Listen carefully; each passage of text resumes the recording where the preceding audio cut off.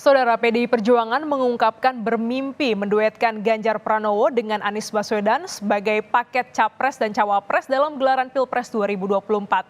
Entah kebetulan atau tidak, Ketua Bapilu Partai Demokrat Andi Arief juga mencuit soal pengkhianatan yang terjadi dalam koalisinya.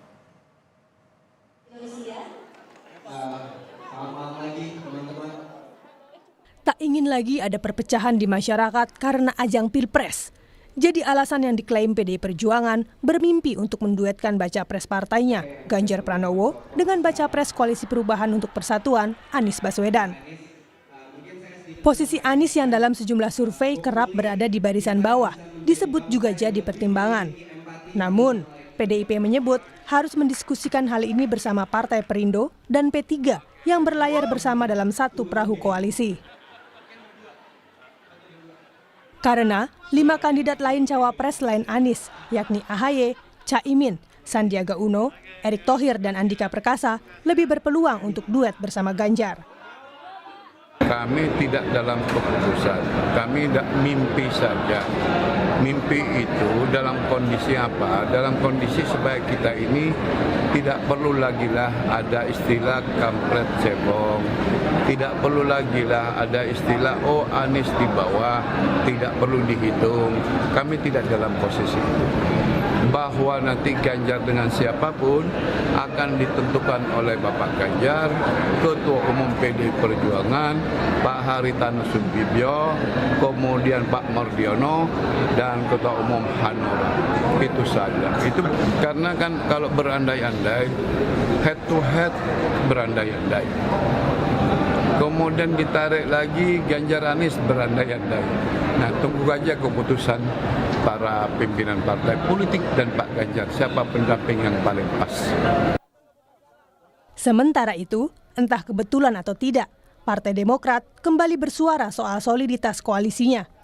Adalah Andi Arief, Ketua Badan Pemenangan Pemilu DPP Partai Demokrat, yang melontarkan cuitan soal pengkhianat dalam Koalisi Perubahan untuk Persatuan. Dalam cuitannya, Andi Arief menulis, "Kami akan terus bersama PKS, meski satu partai mengkhianati koalisi." Sebelumnya Andi Arief juga mencuit tentang kedudukan 3 partai yang berkoalisi memiliki kedudukan yang sama, dengan menyebut akun Anies Baswedan untuk segera mendeklarasikan bakal cawapresnya. Menyikapi cuitan Andi Arief, politisi Nasdem Taufik Basari mengklaim cuitan itu tidak berdasar. Partainya disebut konsisten berkomunikasi dengan partai pendukung Anies Baswedan.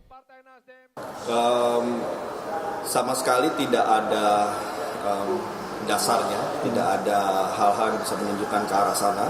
Ya, yang jelas ya, Partai Nasdem akan terus bersama Pak Anies Baswedan sejak awal ketika kita mendeklarasikan hingga nanti kita akan terus kawal pada saat pendaftaran pencalonan bulan Oktober nanti. Insya Allah mudah-mudahan berjalan lancar ya, sepanjang kita terus bersama-sama antara Nasdem, Demokrat, dan PKS, dan barangkali saja dinamika terjadi kemudian bisa bertambah partai lain, tidak tutup kemungkinan.